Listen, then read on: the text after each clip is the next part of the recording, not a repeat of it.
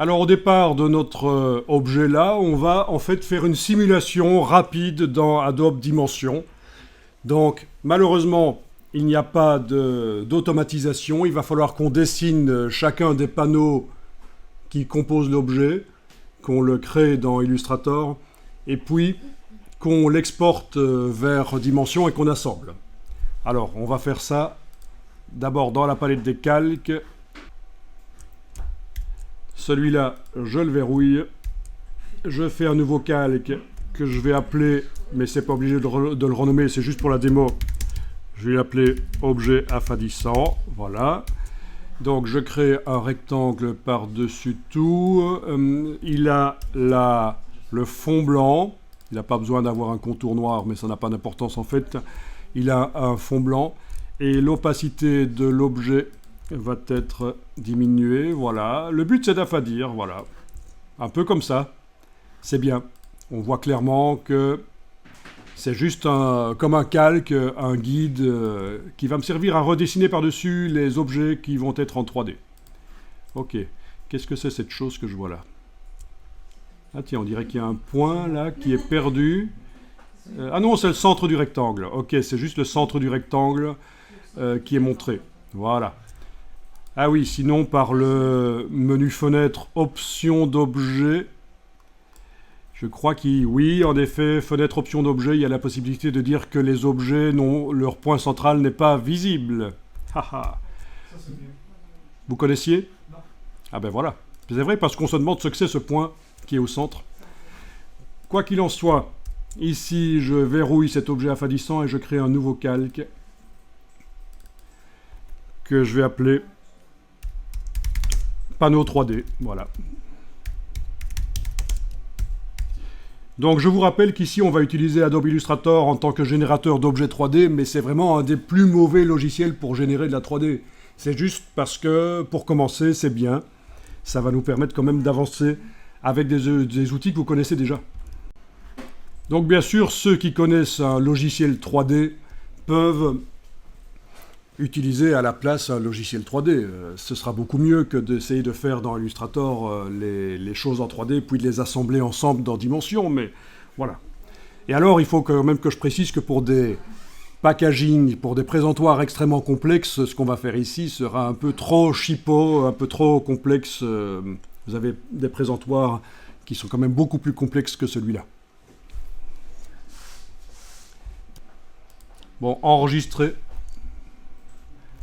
On n'est jamais trop prudent.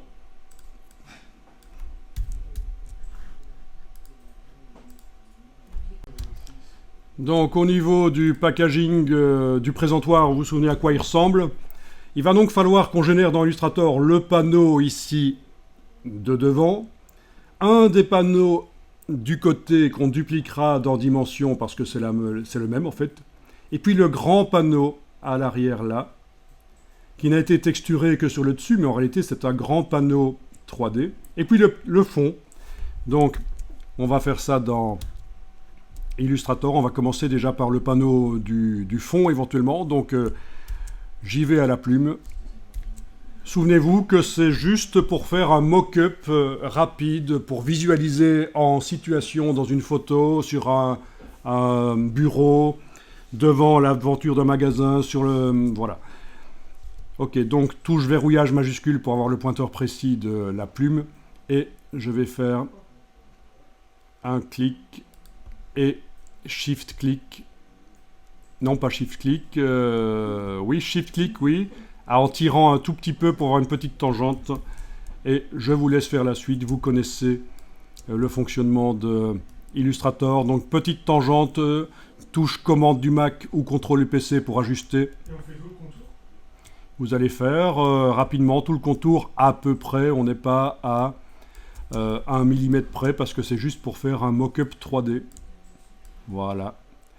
On va même pas utiliser le système de symétrie ici. Ah tiens, le point là, j'aurais intérêt à plutôt le mettre là. Voilà. Et j'ai juste un problème, c'est que mon tracé que je suis en train de faire a un fond blanc et ce serait mieux qu'il n'ait aucun fond et aucun contour. C'est de l'Illustrator basique en fait, ceci. Vous connaissiez la technique de la microtangente, c'est celle qui est préconisée par Adobe. Oui, non?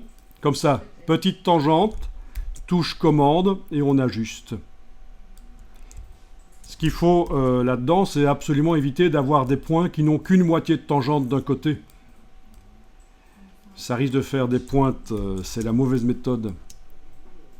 C'est pour ça que cette méthode-ci du Adobe est pas mal. Voilà. Ah tiens, je vais peut-être le mettre au bout de la droite là. Voilà.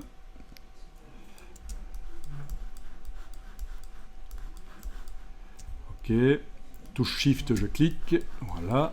Et puis je vais relier ici. Voilà. Et puis je vais, avec la flèche blanche, englober les deux points. Avec la flèche blanche, les deux points du bas. Et objet, tracé, alignement. Donc raccourci Alt, commande J. Et je vais l'aligner en horizontal, évidemment. Voilà, ok.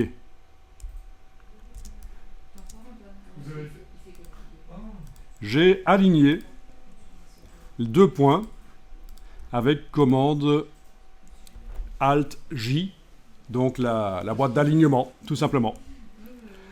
J'aurais pu créer une grille aussi et me caler sur la grille, mais bon, c'est un peu plus complexe quand même la grille dans ce cas-ci. Alors bien sûr, dans la suite de l'exercice plus tard, il y aura une personnalisation de la forme ici, où on va pouvoir changer en fonction des objets qu'on va mettre, qui seront imprimés. On fera en sorte qu'il y ait des objets qui sortent.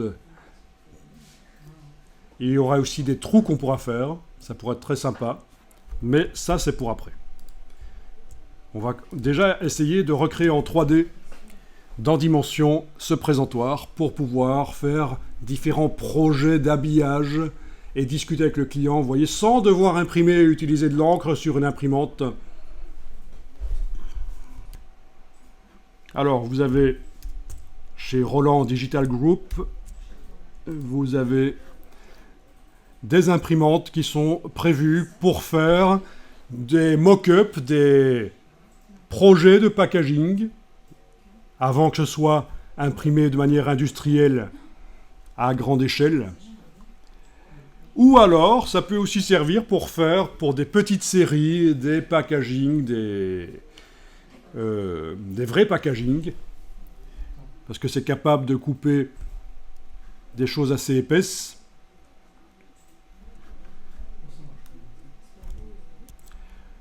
Voilà.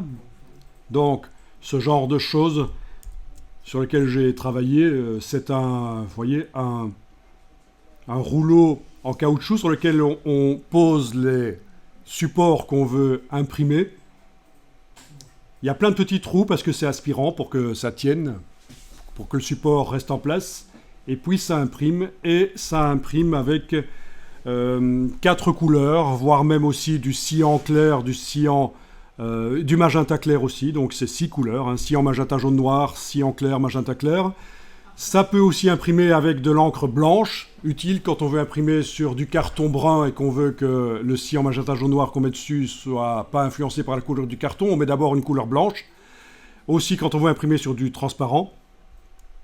Ça peut imprimer du vernis sélectif, donc sur seulement une partie du packaging, du vernis mat ou du vernis brillant. Ça peut imprimer des encres métalliques, donc on peut vraiment faire un vrai projet de packaging sur ce genre d'imprimante, voire même des vrais packaging, mais pas en grande quantité, parce que ça prend quelques minutes pour imprimer et découper chaque packaging, et ça, voilà, et ça coûte cher.